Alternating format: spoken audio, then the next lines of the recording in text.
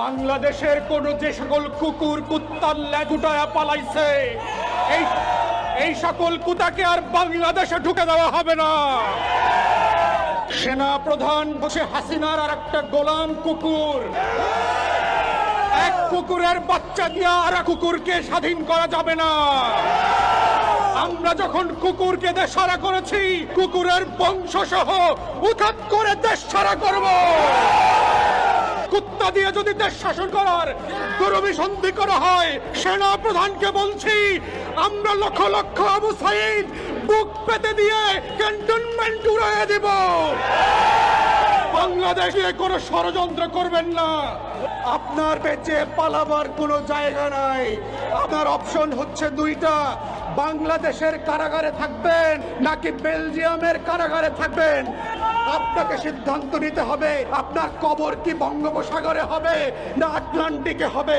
বাংলাদেশে ফেরাউনের পরের নীল নদে যেভাবে কবর খুঁজে বের করা ছিল, আপনার জন্য বাংলার নীল নদ প্রস্তুত করা আছে।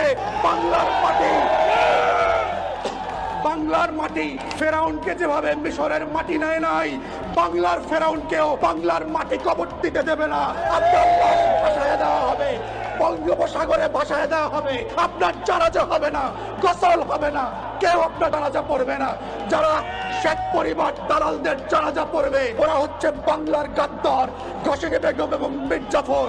বাংলাদেশের সেনা প্রধান থেকে শুরু করে সশস্ত্র বাহিনী যারা আছে, পুলিশ, র্যাব, আর্মির যারা বাহিনী আছে, দিল্লির সেবাদাস বুদ্ধিজীবীরা মিলে বাংলাদেশের এই ঐতিহাসিক বাংলা বসন্তকে হাইজ্যাক করবার যে ষড়যন্ত্র করছে, আমরা দেশবাসীকে বলবো সতর্ক থাকবেন, মা ছাড়া যাবে না।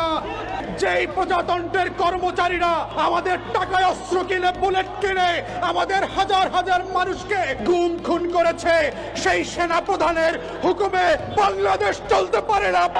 আমরা সেনাবাহিনীকে বলছি ব্যারাকে ফিরে যান, কারফিউ উজ্জু করেন। This is not your business.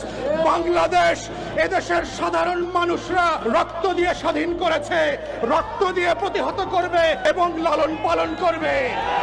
Awami Delhi দাসত্বকে পিছনের রুম থেকে ফিরায় এনে আসা দাসখত দেওয়া বুদ্ধিজীবীরা, যেই সকল পেশা বেহায়ারা গত 16 বছর এই ফ্যাসিবাদের বিরুদ্ধে কথা বলে নাই, আমরা তাদের কাউকে অন্তর্বর্তীকালীন সরকারের অংশ হইতে দেব না। প্রিয় দেশবাসী, আপনারা জানেন দিল্লি এখন তার শেষ কার্ড খেলতেছে। হাসিনা এবং রেহানাকে নিয়ে দিল্লির মসনদের যে চিড়িয়াখানা আছে, সেই চিড়িয়াখানা থেকে